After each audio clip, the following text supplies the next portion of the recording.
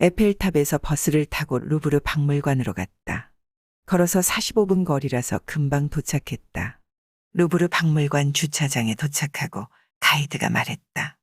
이곳은 카루젤 광장입니다. 파리의 심장부에 자리 잡게 된 루브르 박물관은 1190년까지만 하더라도 전쟁 요새였습니다. 프랑스 북서부 해안에 바이킹 후예들이 세운 노르망디 공국이 있었습니다. 프랑스인들은 그들을 노르망디 해적이라고 불렀습니다. 그들의 침략에 대비하려고 지하 벙커를 구축했습니다. 샤를르 5세 때부터 벙커 위에 건물을 짓고 궁전으로 사용했습니다. 아직도 요새의 잔재가 남아 있습니다. 루이 14세가 베르사유 궁전을 새로 짓고 옮겨갔습니다. 그 무렵 계몽주의 사상이 싹트기 시작하면서 군주제를 폐지하고 공화제를 선포한 극단주의자들이 루이 16세를 단두대로 차용했습니다. 새로 만들어진 국민회의는 몰락한 귀족들과 부패한 가톨릭이 소장하고 있던 물건들을 이곳에 전시하면서 박물관이 되었습니다. 하지만 당시 사람들은 전시물에 관심을 보이지 않았습니다. 1796년에서 1801년까지 문을 닫은 적도 있었습니다. 그러다가 나폴레옹 1세가 여러 나라를 침략하면서 약탈한 고대 유물과 예술품을 가지고 온 다음부터 세계적 박물관이 되었습니다. 일행은 가이드를 따라 이집트의 피라미드를 연상시키는 유리 구조물 계단을 통해 넓은 지하 로비로 내려갔다. 지하 넓은 홀에는 피라미드를 가꾸러 세운 유리 조형물이 또 있었다. 지하 내부는 안내센터, 매표소, 서점, 물품 보관소, 뮤지엄숍이 있었다. 안내센터에서 받은 한국어 팸플릿을 보니까 리슐리 외관, 드농관, 슐리관의 위치와 전시 품목을 한눈에 알아볼 수 있었다. 박물관 입장료는 15유로이고 여행사 풀옵션이라서 가이드가 모두 지불했다. 일행은 메인 홀에 위치한 보관소에 휴대품을 맡기고 입장했다. 가이드 안내를 받으면서 아름다운 인체의 황금 비율로 유명한 밀로의 조각상, 레오나르도 다빈치의 모나리자, 이집트에서 가져왔다는 스핑크스, 다비드가 그린 나폴레옹 대관식, 282개의 법조문이 3,500개 문장으로 되어 있다는 함무라비 법전 비석을 보았다.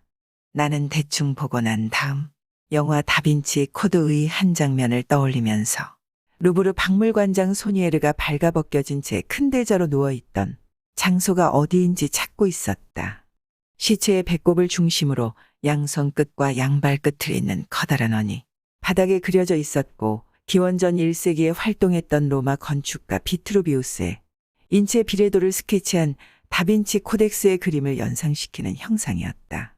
바닥에는 의문의 숫자 조합과 암호 문구도 적혀 있었다. 사건 수사에 나선 파리 경시청 국장은 박물관장이 피살되던 날 밤 저녁 식사를 하자고 약속했던 랭던 박사에게 현장을 보여주면서 용의자로 의심을 했다. 자신의 알리바이를 입증해야 하는 랭덤은 죽은 박물관장의 손녀이면서 경시청 암호 해독 전문가 소피와 함께 암호 문구와 숫자의 비밀을 해독하는 과정이 복잡하게 전개되는 영화였다. 나는 영화 내용이 좋아서 관심을 갖게 된 것은 결코 아니었다.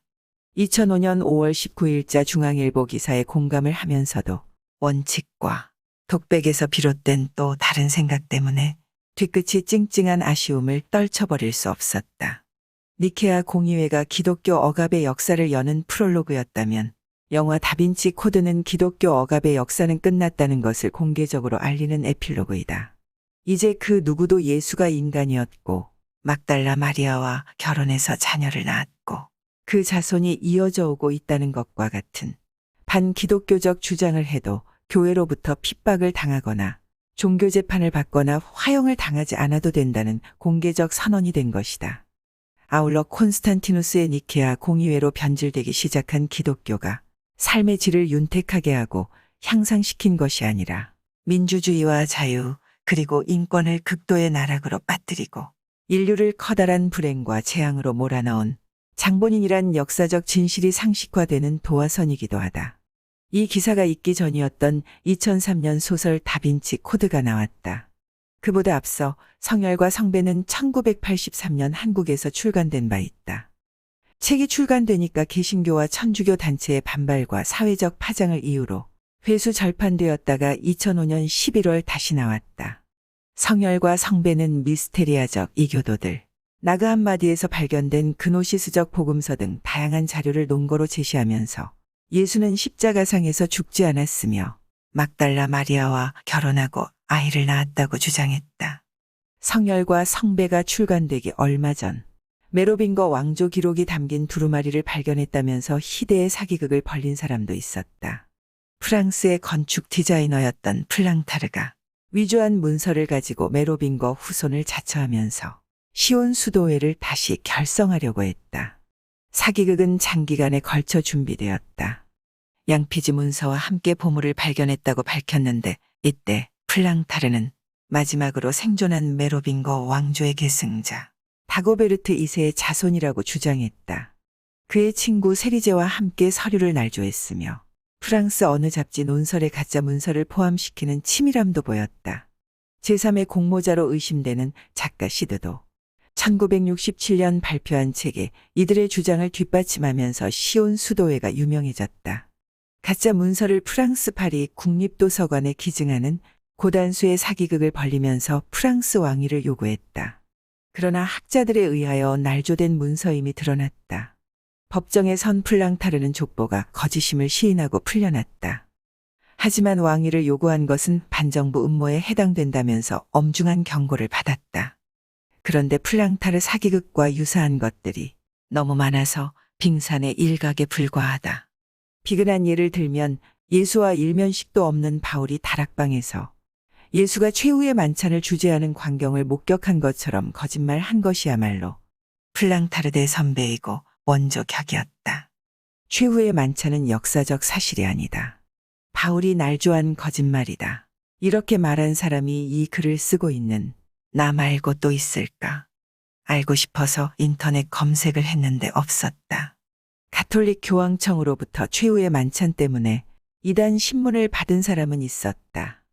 베네치아 대표 화가 파올로 베로네세였다. 도미니쿠스 수도회에서는 당시 베네치아에서 가장 인기 있던 화가 파올로 베로네세에게 최후의 만찬을 의뢰했다. 1573년 베로네세는 최후의 만찬을 완성하지만 수도회에서 인수를 거부하고 되레 고발했다. 문제가 된 부분은 두 가지였다. 성경에 나오지 않는 인물들이 잔뜩 나온다는 것과 분위기가 너무 어수선하다는 것이었다. 그림의 왼쪽부터 난쟁이 어릿광대, 거나하게 취한 술꾼, 군복을 입은 병사. 그러니까 최후의 만찬이라는 주제에 어울리지 않는 동떨어진 인물들이었다.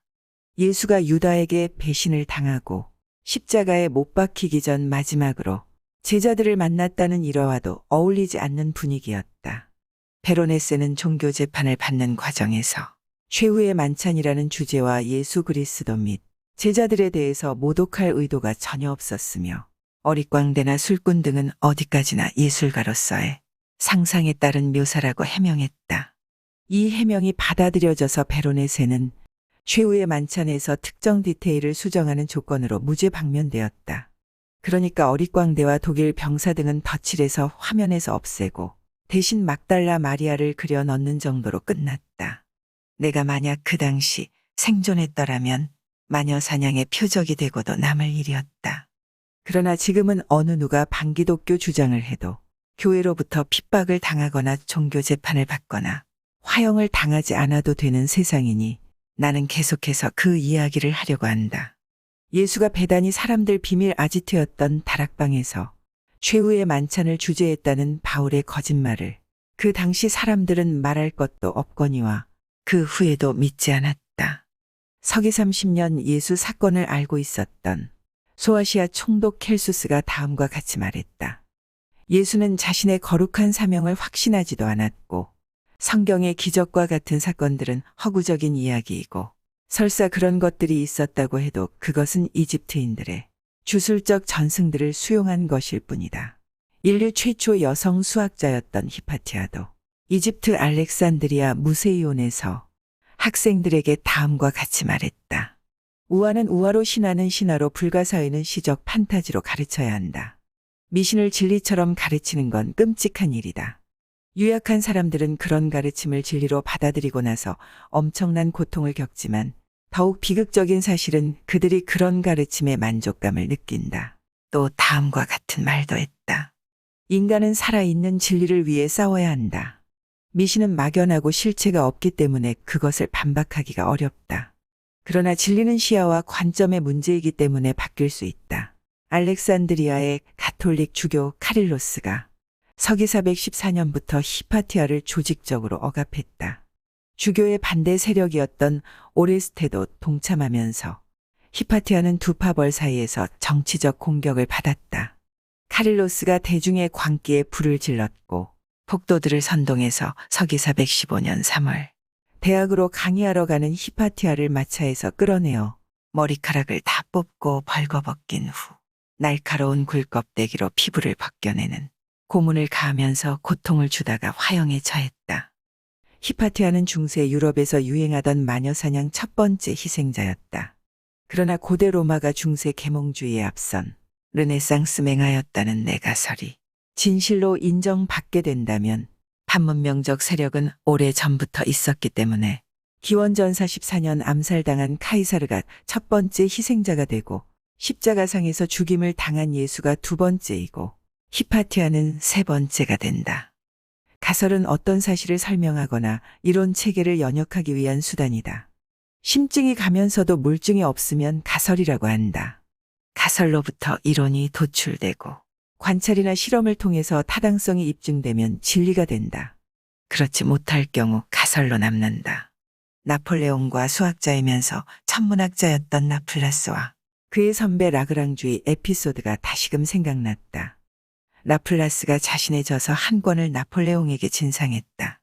누군가가 그의 책에는 신에 대한 언급이 없다고 말했다. 그 당시 하나님의 지시를 받은 천사들이 행성을 움직인다는 이론이 횡행하고 있었다. 라플라스를 만난 자리에서 나폴레옹이 물었다. 우주에 대한 글을 썼으면서도 당신은 창조주에 관한 이야기를 한마디도 하지 않았다고 하오. 무신론을 입에 담는 것조차 허용되지 않던 시절이라서 의미심장한 말이었다. 라플라스가 거침없이 대답했다. 저에게는 그와 같은 가설이 필요 없습니다. 나폴레옹은 재미있어 하면서 라그랑주에게 편지로 그 사실을 알렸다. 라그랑주가 기뻐하면서 소리쳤다. 아, 이것이야말로 멋진 가설이다.